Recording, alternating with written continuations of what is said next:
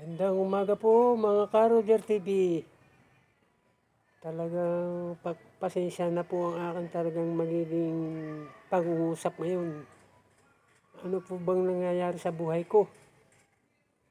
Lahat po ng aking kamuting kahoy ayan, pinagtatagpas ko lahat ang dulo. At panay hayop. Lahat. Awan ko ba kung ano yung...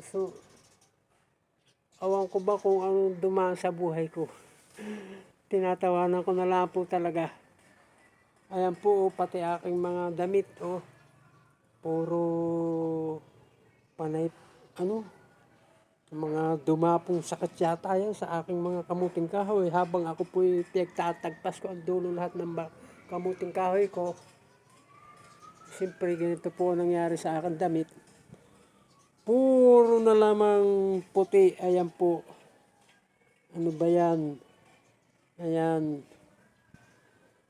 Para pong tinatawanan ko na lang po talaga ang aking problema.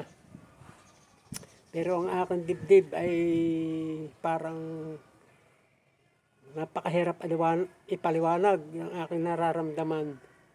Bakit sa akin talaga ay dumadaan na lahat yata yung mga hindi ko maintindihan sa aking buhay. Kahit po naman nagkakaganyan, ngiti lang po ang aking iginaganti. Saka sa binibigay sa aking kapalaran. Importante po ako nakakagawa, nakakapagtrabaho na kahit pa ganito. Kaya nga po ako napapunta dito sa Batangas. Kaya ako kinuha ng anak ko sa Quezon City.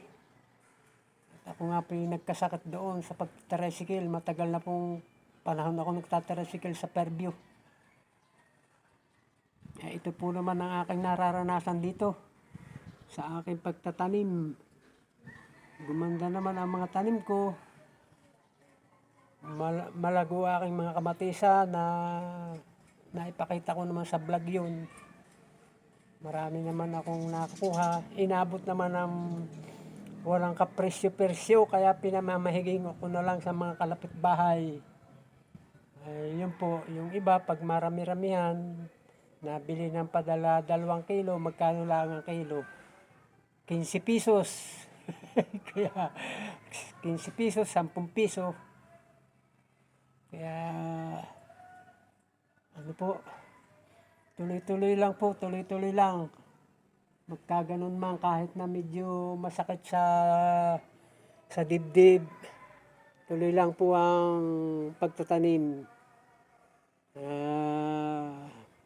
Hintayin ko lang po talaga kung kailan ipagkaloob na ako'y maging maganda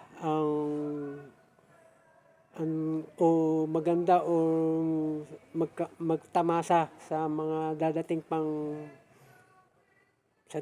pa na mga araw. Ayan po, lahat po tinagpas ko talaga dulo ng kamuting kahoy ko. At puro hayop na yan, naglilipara ng mga mapuputi. Kaya pagdadaan ko dito sa kamuting kahuyan, ganito ang nangyayari sa aking damit. Kaya bahala na po ang nasa itaas.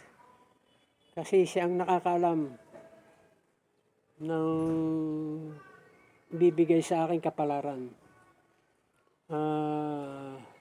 Ngiti lang po, ngiti. Salamat po mga ka-Roger TV. Tuloy pa po, tuloy ang trabaho. Papunta po ako sa kabila, sa aking kaingin. Ako po ay magdidilig naman. Magdilig, tapos nagbabad na naman po ako ng buto ng sitaw at akin pong uulitan ng tanim, yung aking taniman na sitaw na napakadami ng aking tanim. May wari ko'y wala talagang mapapakanabangan na naman kundi pang gulay-gulay. Ganun na lang po talaga. Ganun na lang kaya ang aking kapalaran. Ay sige po,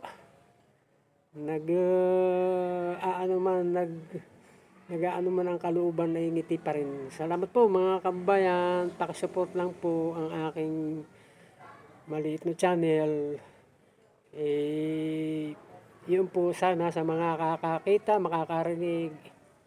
Ako po yung nakikiusap, paki-support po ang aking channel, Ka Roger TV. Sige po, bye-bye po at pagpalain po tayo ng may kapal. Bye-bye po.